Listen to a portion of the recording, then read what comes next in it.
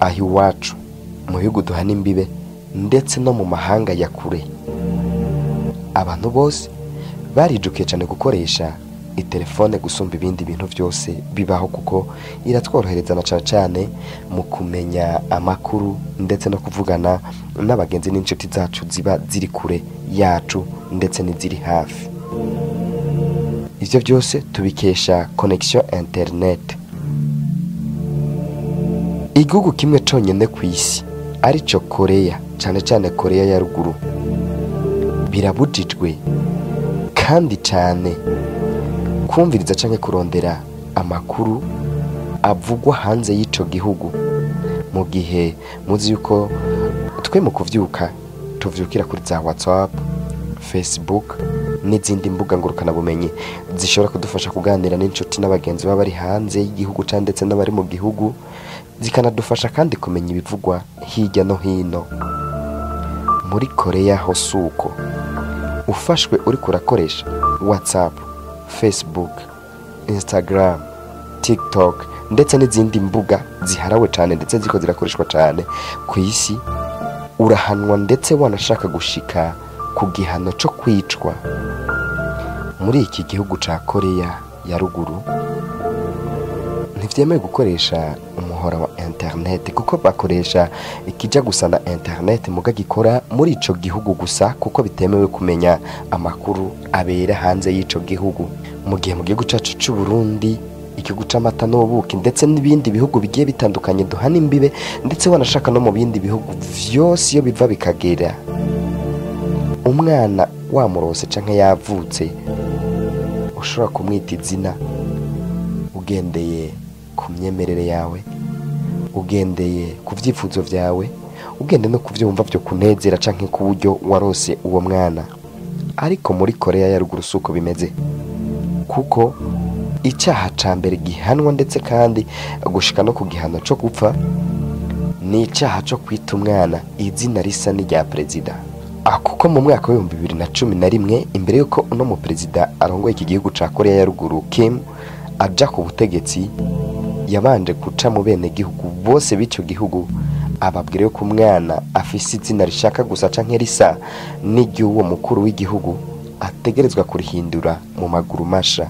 Ikindi kintu gitangaje muri iki gihugu, mu gihe mu bindi bihugu ndetse no ngaha mu gihugu iwacu abana babazwa n'abavyeyi babo canke bakabazwa n'abigisha babo ico bumva bazoba, kuko umwana ico azoba canke impana bafise atangura kwiyumvamwo kare. Ugasanga umwana bariko bamubaza uti wumva ni wamara ishuri canke ni wakura wifuza kuzoba iki, ukumva umwana ariko aravuga ati ndifuza kuzoba umuganga, ndifuza kuzoba umunyamakuru, ndifuza kuzoba umushoferi karuhariwe atwara amamodoka manini n'ibindi. Suko biri muri leta ya Korea ya ruguru, kuko itegeko rihari nuko umwana ategerezwa gukora umwuga se canke sekuru yahora akora, ukaba karanda. Bisigura ko nimba so wawe yakora muri leta, nakazi nawe uzokora gushika upfe. Bidasigura ko uzovuga ngo ndabihevye ngiye kwikorera utwanje, nkuko biri ngambwe guca c'u Burundi uja kudemisiona akazi ka leta kagaheba ukikorera ivyawe. Nimba abavyeyi bawe barabarimyi, utegerezwa kuzokwama uri umurimyi imyaka yawe yose uko izokwama iba, ndetse n'abazogukomokako. Muri no leta ya Korea ya ruguru irongowe na Kim Jong-un, nta munyagihugu muto yemerewe gutunga imodoka canke ngo ayigendeshe. Imodoka zitungwa n'abategetsi ndetse n'abegereye cyane Kim arongoye ico gihugu. Ikindi kintu gitangaje kiri muri iki gihugu, ntabwo umunyagihugu wacu yemerewe kwimosha uko avyifuza. Hari inyimwesho z'abafasoni abadamu zigera kuri 18, akaba n'inyimosho z'abagabo.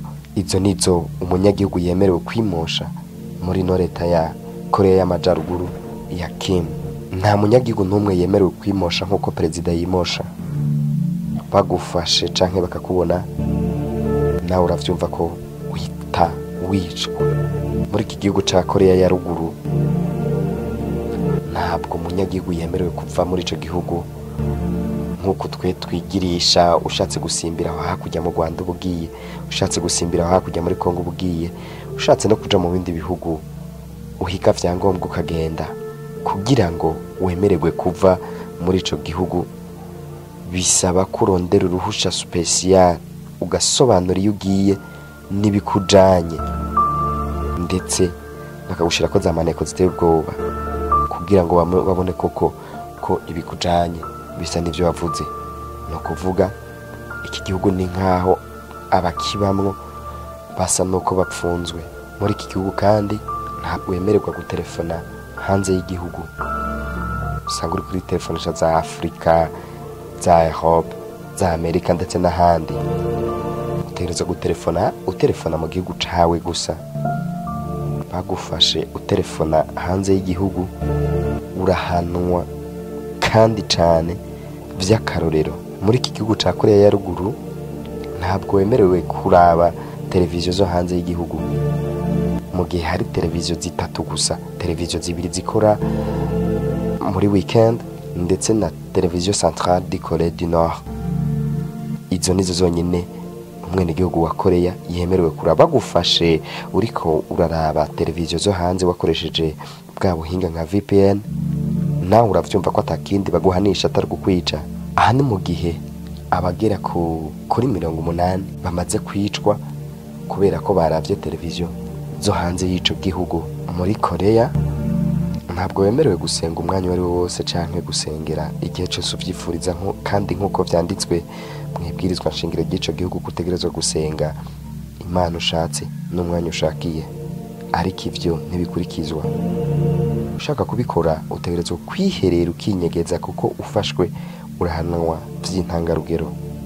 Muri iki gihugu ca Korea ntabwo bemerewe kwambara jeans, kuko ngo bikorwa n'abanyamerika nabo kandi bataraba na rumwe. Reka ndagushimire cyane wewe wariko urakurikirana kino kiganiro. Iyi ni Sanistas TV.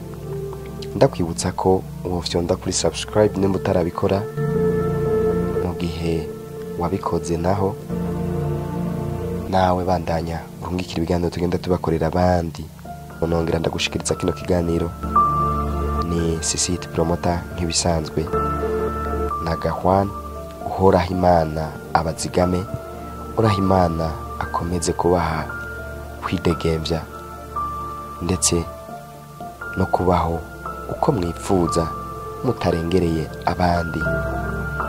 Naho utaha tuzosubira.